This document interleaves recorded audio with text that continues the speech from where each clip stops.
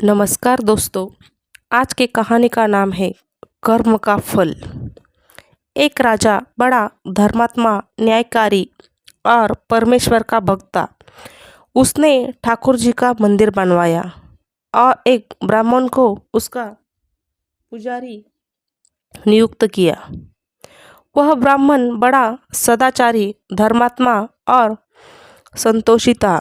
वह राजा से कभी कोई याचना नहीं करता था।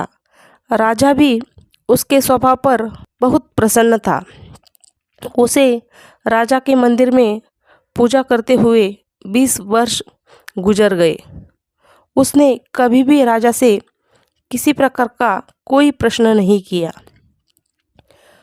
राजा के यहाँ एक लड़का पैदा हुआ। राजा ने उसे पढ़ा लिखा कर विद्वान बनाया और बड़ा होने पर उसकी शादी एक सुंदर राजकन्या के साथ कर दी। शादी करके जिस दिन राजकन्या को अपने राजमहल में लाए, उस रात्रि में राजकुमारी को नींद न आई। वह इधर उधर घूमने लगी। जब अपने पति के पलंग के पास आई तो क्या देखती है, वह इधर उधर घूमने लगी। जब अपने पति के पलंग के पास आई तो क्या देखती है कि हीरे जवाहरात जड़ित मुठे वाली एक तलवार पड़ी है। जब उस राजकन्या ने देखने के लिए वह तलवार म्याम से बाहर निकाली, तब तीक्ष्ण धार वाली और बिजली के समान प्रकाश वाली तलवार देखकर वह डर गई। वह डर के मारे उसके हाथ से तलवार गिर पड़ी और राजकुमार की गर्दन पर जा लगी।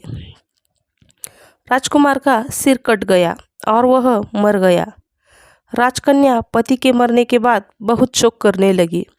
उसने परमेश्वर से प्रार्थना की कि हे प्रभु, मुझसे अचानक यह पाप कैसे हो गया।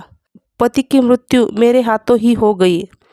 आप तो जानते हैं, परंतु सभा में मैं सत्य न कहूँगी, क्योंकि इससे मेरे माता पिता और सास ससुर को कलंक लगेगा तथा इस बात पर कोई भी विश्वास नहीं करेगा। प्रातःकाल में जब पुजारी कुएं पर स्नान करने आया तो राजकन्या ने उसको देखकर विलाप करना शुरू किया और इस प्रकार कहने लगी, मेरे पति को कोई मार गया। लोग इकट्ठे हो गए और राजा साहब आकर पूछने लगे, किसने मारा है। वह कहने लगी, मैं जानती तो नहीं कि कौन था, परंतु उसे ठाकुर जी के मंदिर में जाते देखा। राजा समेत जब लोग ठाकुर जी के मंदिर में आए तो ब्राह्मण को पूजा करते हुए देखा। उन्होंने उसको पकड़ लिया और पूछा, तूने राजकुमार को क्यों मारा। ब्राह्मण ने कहा, मैंने राजकुमार को नहीं मारा, मैंने तो उनका राजमहल भी नहीं देखा। इसमें ईश्वर साक्षी है। बिना देखे किसी पर अपराध का दोष लगाना ठीक नहीं। ब्राह्मण की तो कोई बात ही नहीं सुनता था। कोई कुछ कहता था तो कोई कुछ। राजा के दिल में बार बार विचार आता था कि यह ब्राह्मण निर्दोष है, परंतु बहू के कहने पर राजा ने ब्राह्मण से कहा, मैं तुम्हें प्राणदंड तो नहीं देता, लेकिन जिस हाथ से तुमने मेरे पुत्र को तलवार से मारा, तेरा वह हाथ काटने का आदेश देता हो। ऐसा कहकर राजा ने उसका हाथ कटवा दिया। इस पर ब्राह्मण बड़ा दुखी हुआ और राजा को अधर्मी जान उस देश को छोड़कर चला गया। वह खोज करने लगा कि कोई विद्वान ज्योतिषी मिले तो बिना किसी अपराध हाथ कटने का कारण उससे पूछूं। किसी ने उसे बताया कि काशी में एक विद्वान ज्योतिषी रहते हैं। तब वह उनके घर पर पहुंचा। ज्योतिषी कहीं बाहर गए थे। उसने उनकी धर्मपत्नी पूछा, माताजी, आपके पति ज्योतिष जी महाराज कहाँ गए।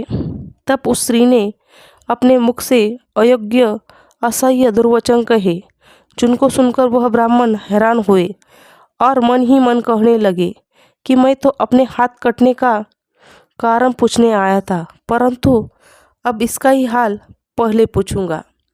इतने में ज्योतिषी आ गए। घर में प्रवेश करते ही ब्राह्मणी ने अनेक दुर्वचन कहकर उनका तिरस्कार किया, परंतु ज्योतिषी जी चुप रहे और अपनी स्त्री को कुछ भी न कहा। तदनंतर वे अपनी गद्दी पर आ बैठे। ब्राह्मण को देखकर ज्योतिषी ने कहा, कहिए ब्राह्मण देवता, कैसे आना हुआ? आया तो था अपने बारे में पूछने के लिए, परंतु पहले आप अपना हाल बताइए कि आपकी पत्नी अपनी जुबान से आपका इतना तिरस्कार क्यों करती है, जो किसी से भी नहीं सहा जाता और आप सहन कर लेते हैं। इसका कारण क्या है? यह मेरी स्त्री नहीं, मेरा कर्म है। दुनिया में जिसको भी देखते हो, अर्थात भाई, पुत्र, शिष्य, पिता, गुरु, संबंधी, जो कुछ भी है, सब अपना कर्म ही है। यह स्त्री नहीं, मेरा किया हुआ कर्म ही है और यह भोगे बिना कटेगा नहीं। अपना किया हुआ जो भी कुछ शुभ अशुभ कर्म है, वह अवश्य ही भोगना पड़ता है। बिना भोगे तो सैकड़ों करोड़ों कल्पों के गुजरने पर भी कर्म नहीं टल सकता। इसलिए मैं अपने कर्म खुशी से भोग रहा हूँ और अपनी स्त्री की ताड़ना भी नहीं करता, ताकि आगे इस कर्म का फल न भोगना पड़े। महाराज, आपने क्या कर्म किया था? सुनिए। पूर्व जन्म में मैं कौवा था और मेरी स्त्री गधी थी। इसकी पीठ पर कौवा फोड़ा था।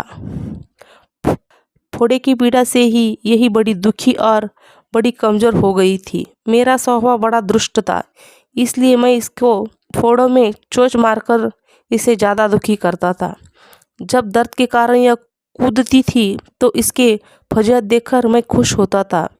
मेरे डर के कारण यह सहसा बाहर नहीं निकलती, किंतु मैं इसको ढूंढता फिरता था। यह जहाँ मिले वही इसे दुखी करता था। आखिर मेरे द्वारा बहुत सताए जाने पर रस्त होकर यह गांव से 10-12 मील दूर जंगल में चली गई। वहाँ गंगा जी के किनारे सघन वन में हरा हरा घास खाकर और मेरी चोटों से बचकर सुखपूर्वक रहने लगी। लेकिन मैं इसके बिना नहीं रह सकता था। इसको ढूंढते ढूंढते मैं उसी वन में जा पहुंचा और वहाँ इसे देखते ही मैं इसकी पीठ पर जोर से चोंच मारी तो मेरी चोंच इसकी हड्डी में चुभ गई। इस पर इसके अनेक प्रयास किए, फिर भी चोंच न छूटी। मैंने भी चोंच निकालने का बड़ा प्रयत्न किया, मगर न निकली। पानी के भय से ही यह दुष्ट मुझे छोड़ेगा, ऐसा सोचकर यह गंगा जी में प्रवेश कर गई, परंतु वहाँ भी मैंने अपनी चोंच निकाल न पाया। आखिर में यह बड़े प्रवाह में प्रवेश कर गई। गंगा का प्रवाह तेज होने के कारण हम दोनों बह गए और बीच में मर गए। तब गंगा जी के प्रभाव से ही यह तो ब्राह्मणी बन गई और मैं भारी ज्योतिषी बना।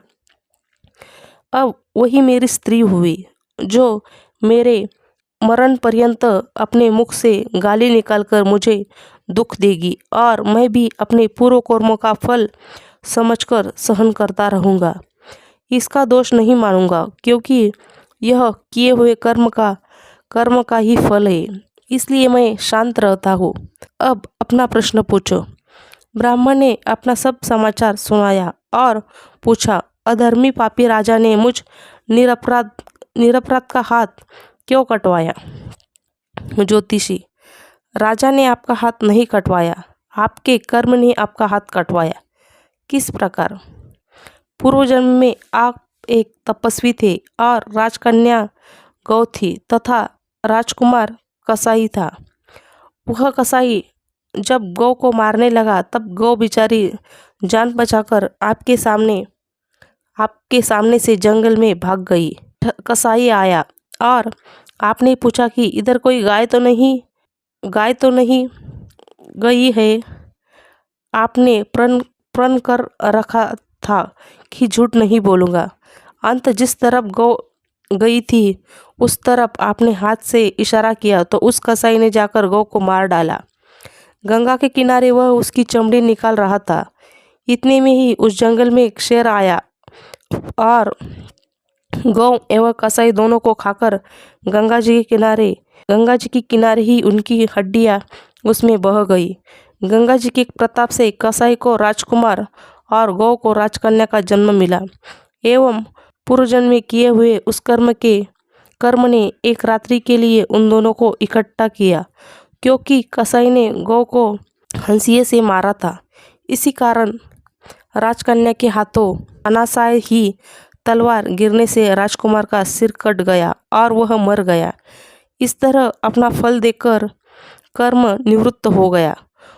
तुमने जो हाथ का इशारा रूप कर्म किया था, उस पाप कर्म ने तुम्हारा हाथ कटवा दिया। इसमें तुम्हारा ही दोष है, किसी अन्य का नहीं। ऐसा निश्चय कर सुखपूर्वक रहो, कर्म फल का भोग टलता नहीं। कितना सहज है ज्ञान संयुक्त जीवन। यदि हम इस कर्म सिद्धांत को मान ले और जान ले तो पूर्वकृत घोर से घोर कर्म का फल भोगते हुए भी हम दुखी नहीं होंगे, बल्कि अपने चित्त की समता बना रखने में सफल होंगे। भगवान श्री कृष्ण इस समत्व के अभ्यास को ही समत्व योग संबोधित करते हैं, जिसमें दृढ़ स्थिति प्राप्त होने पर मनुष्य कर्म बंधन से मुक्त हो जाता है। तो दोस्तों, ये थी आज की कहानी। अगर आपको यह कर्म का फल यह कहानी पसंद आए तो प्लीज़ कहानी को लाइक कीजिए और हमारे चैनल को सब्सक्राइब कीजिए। धन्यवाद।